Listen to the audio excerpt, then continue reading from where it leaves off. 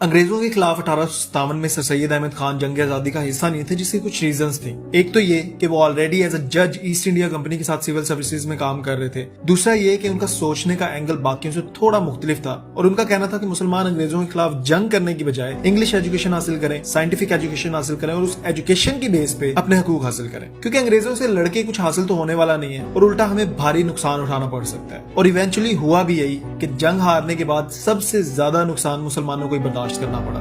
سر سید احمد خان ایک ایسے وقت پہ مسلمانوں کے لیے روشنی بن کے آتے ہیں کہ جب مسلمان ہر طرح سے اندھیروں سے گھر چکے تھے۔ انہیں ہمیشہ سے یہ یقین تھا کہ اگر مسلمانوں کے پاس ویسٹرن اور ماڈرن ایجوکیشن نہ ہوئی تو مسلمان ہمیشہ ایسے ہی پستے رہیں گے، اور اسی کرائسس سے نمٹنے کے لیے سر سید احمد خان نے علی گڑھ موومنٹ سٹارٹ کی۔ اس موومنٹ کا اصل مقصد یہی تھا کہ مسلمانوں کو ماڈرن ایجوکیشن دی جائے۔ سر سید احمد خان چاہتے تھے کہ مسلمانوں اور انگریزوں کے درمیان جو نفرت ہے وہ ختم ہو، تاکہ ایک پیسفل ماحول میں رہ کے مسلمان تعلیم حاصل کر سکیں اور ترقی کر سکیں۔ اور ان پہ کفر کے فتوے بھی اسی وجہ سے لگائے جاتے تھے کیونکہ وہ مسلمانوں کو انگلش ایجوکیشن اور ماڈرن سائنٹیفک ایجوکیشن حاصل کرنے پہ زور دیتے تھے۔ ایجوکیشن میں یہی آبجیکٹیوز حاصل کرنے کے لیے انہوں نے 1863 میں سائنٹیفک سوسائٹی کی بنیاد رکھی، جس کا مقصد تھا ویسٹرن ریسرچز کو اور بکس کو اردو زبان میں ٹرانسلیٹ کرنا۔ اب مسلمانوں کو تو وہ یہ چیز سمجھانے میں کامیاب ہو ہی رہے تھے، لیکن ساتھ ساتھ انگریزوں کو بھی یہ سمجھانا چاہتے تھے کہ 1857 کی جنگ آزادی آخر ہوئی کیوں تھی، اور انگریزوں کو یہ سمجھانے کے لیے انہوں نے ایک رسالہ لکھا، causes of the Indian revolt, یعنی اسباب بغاوت ہند۔ انہوں نے اس رسالے کے ذریعے انگریزوں کو بھی یہ سمجھانے کی کوشش کی کہ 1857 میں مسلمان اور ہندو اس لیے برٹش راج کے خلاف کھڑے ہوئے تھے کیونکہ انگریزوں کی پالیسیز اور رولز ایسے تھے جو مسلمانوں اور ہندوؤں دونوں کے لیے ایکسیپٹیبل نہیں تھے۔ سر سید احمد خان کا مین مقصد یہ بھی تھا کہ مسلمانوں اور انگریزوں کے درمیان نفرتیں ختم کی جائے۔ انہوں نے بہت سی کتابیں اور رسالے لکھے جن میں تہذیب الاخلاق، لائل محمد آف انڈیا اور مسلم برٹش کمپرومائز جیسی کتابیں بھی شامل ہیں۔ اب سب کچھ ٹھیک چل رہا ہوتا ہے کہ اچانک 1867 میں اردو ہندی کانفلکٹ شروع ہو جاتا ہے۔ اردو کی جگہ ہندی زبان کو آفیشیل لینگویج بنا دیا جاتا ہے، اور اس وجہ سے انڈیا میں ایک نیا کرائسس شروع ہو جاتا ہے، اور ایک بار پھر سے سب کانٹیننٹ میں ایک ہلچل پیدا ہو جاتی ہے۔